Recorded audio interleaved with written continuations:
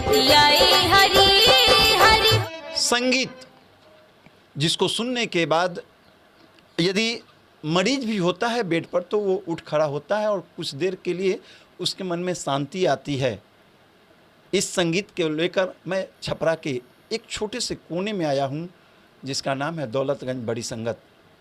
जी हाँ, और जिसके घर पर मैं आया हूँ वो एक बहुत बड़ा संगीतकार जो कि छपरा के थे और सब लोग उनको नाम जानते हैं, बड़े ही उनको शिद्दत के साथ उनका लोग नाम लेते हैं और वे हैं, आप सभी जानते होंगे, पंडित महेंद्र उमापति दास।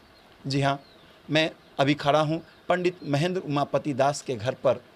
आप देख रहे हैं कि किस तरह से घर है, एक छोटा सा कमरा है और इस कमरे में एक व्यक्ति बैठा हुआ है हारमोनियम पर और उनके बीच में कई लोग हैं। आप देख रहे हैं कि ये सब लोग उनके साथ बैठे हुए हैं। आप सोच रहे होंगे कि हैं कौन। जी हाँ, मैं बता दूं जो हारमोनियम पर बैठे हुए हैं ये वही हैं पंडित महेंद्र उमापति दास के पुत्र पंडित अर्जुन पांडे जी।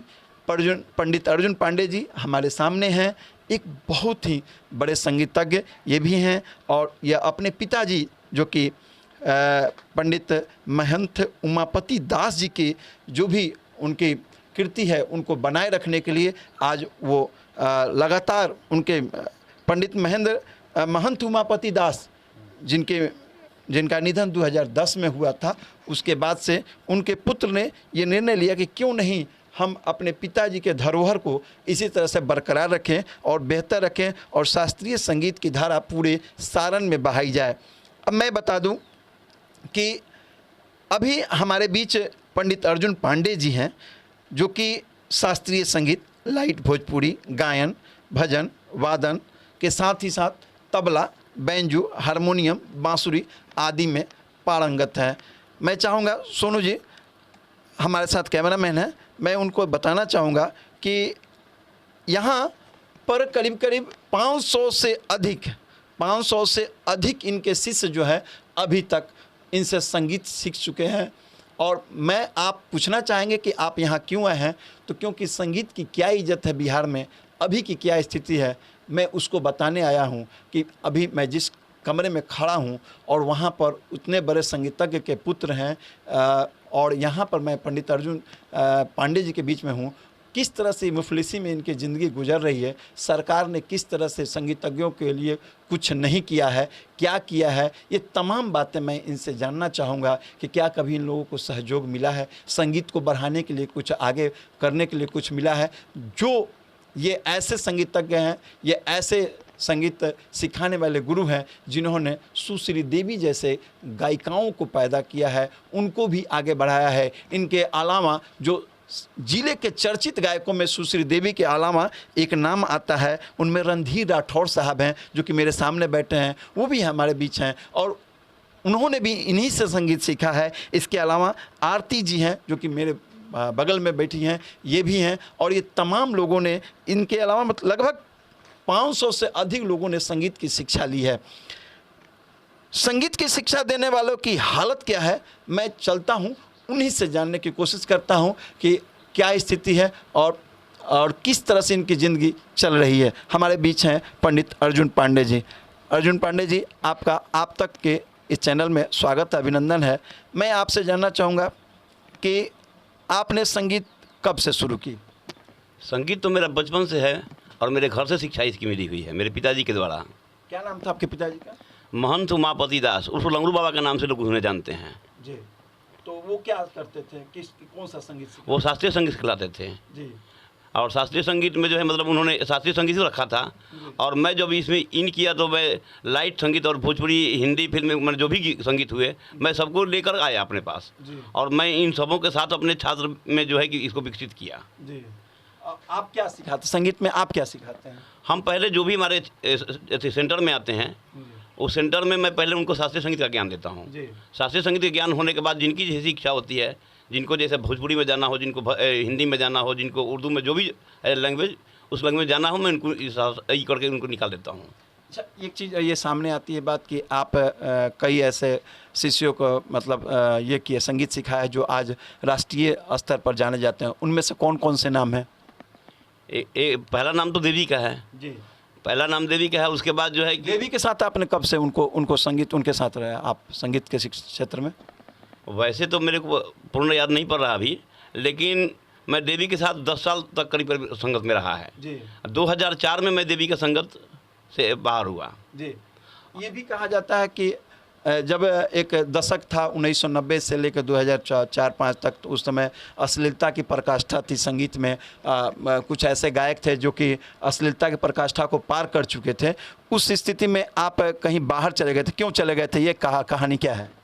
कारण है कि संगीत में अश्लीलता आ गई थी। अश्लीलता मुझे पसंद नहीं है जी। मैं इस कारण से अगर मैं सोचा कि यहाँ रहूँगा तो मुझे लोग तंग करेंगे इसके लिए, अश्लीलता संगीत के लिए, इसलिए मैं यहाँ से छोड़ के बाहर चला गया था। कहाँ चले गए थे? मैं हल्दिया यहाँ से वेस्ट बंगाल चला गया था। क्या करने के लिए? मैं रिफाइनरी कंपनी में ऑपरेटर था।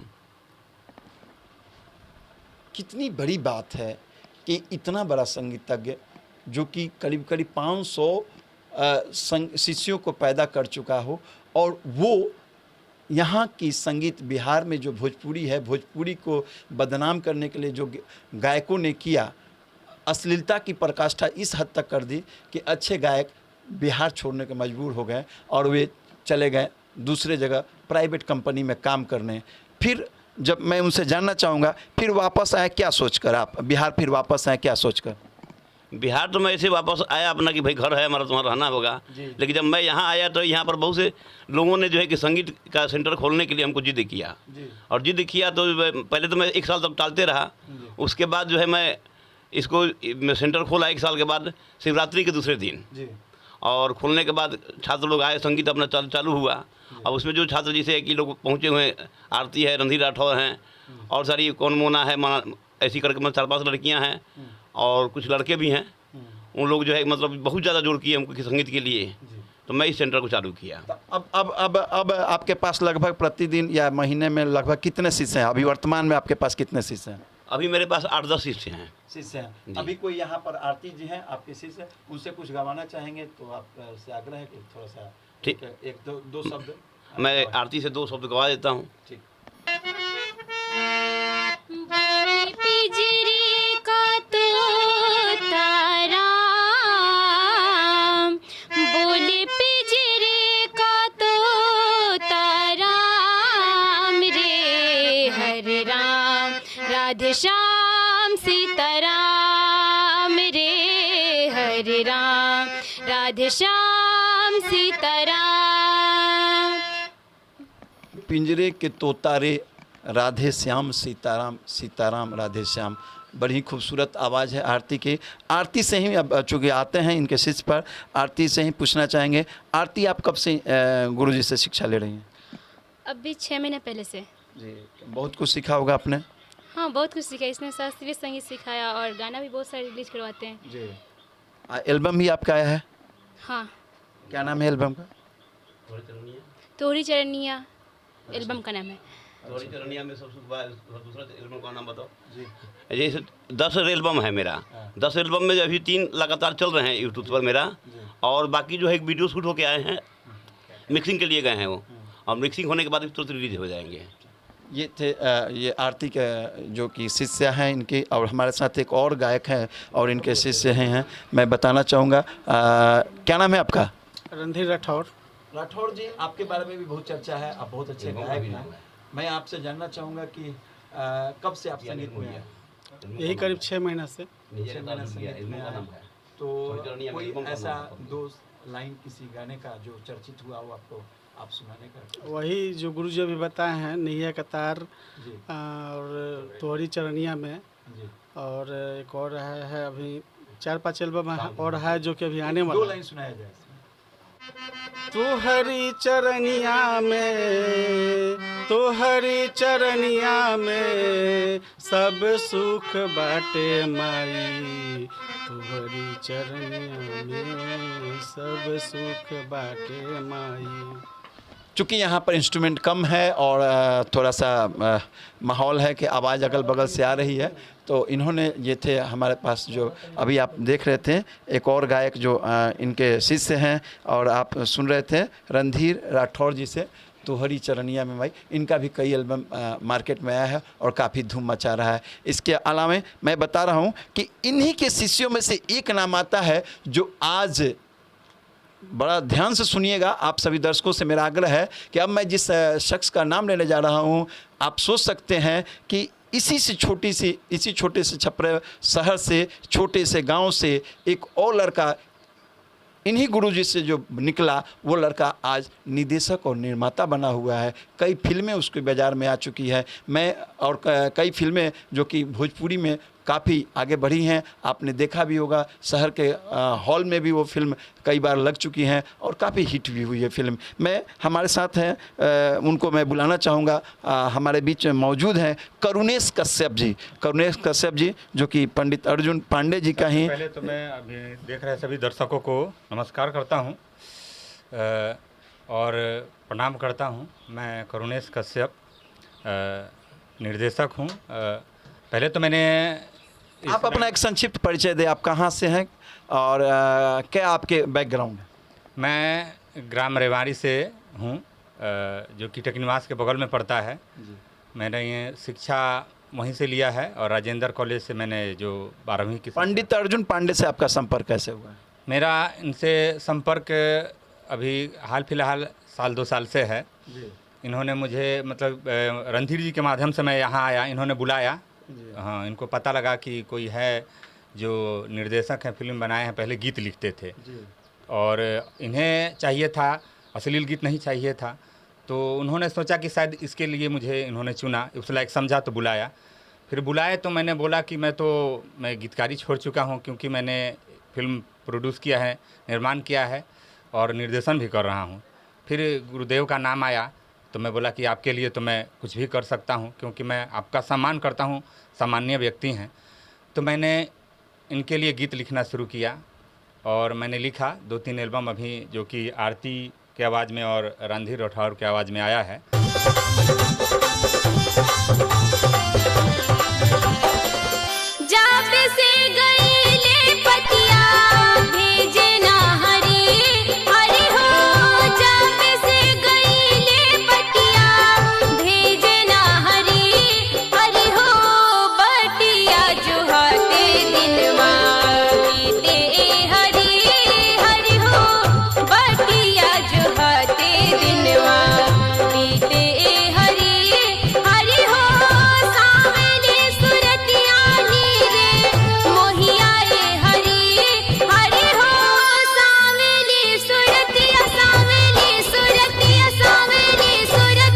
पहला गीत आया था भक्ति सॉन्ग तोहरी चरनिया में, दूसरा गीत आया नैया के तार और तीसरा गाना आया पिया निर्मोहिया।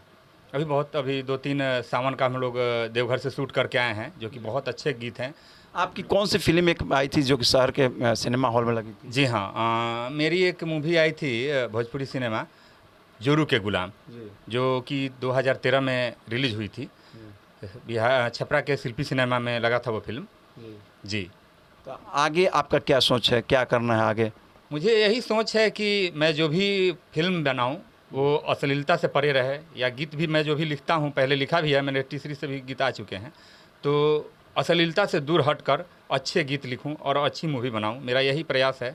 यही प्रयास को ध्यान में रखते हुए हमारे दर्शकों से बोलूँगा कि आप जो भी मैंने अभी बताया है, आप सर्च करके देख सकते हैं कि उस गाने में कहीं अश्लीलता नहीं है और आप लोगों को बहुत पसंद भी आएगा। ऐसा नहीं है कि अश्लील गाने ही पसंद आएंगे। आगे भी कोई फिल्म बनाने की योजना है? जी, अभी मेरे 2 फिल्म आ रहे हैं आगे, सुपर से ऊपर और एक कलंक, 2 मूवी जो कि अभी सितंबर में शुरुआत होने वाला है शूटिंग। आप गायकों से जो कि अश्लील गाने गाते हैं उनसे क्या अपील करना चाहेंगे? जो अभी स्थिति बहुत ख़राब है, पूरे बिहार में इस पर चर्चा हो रही है अश्लील गानों को लेकर, उनसे क्या कहना, अपील करना चाहेंगे?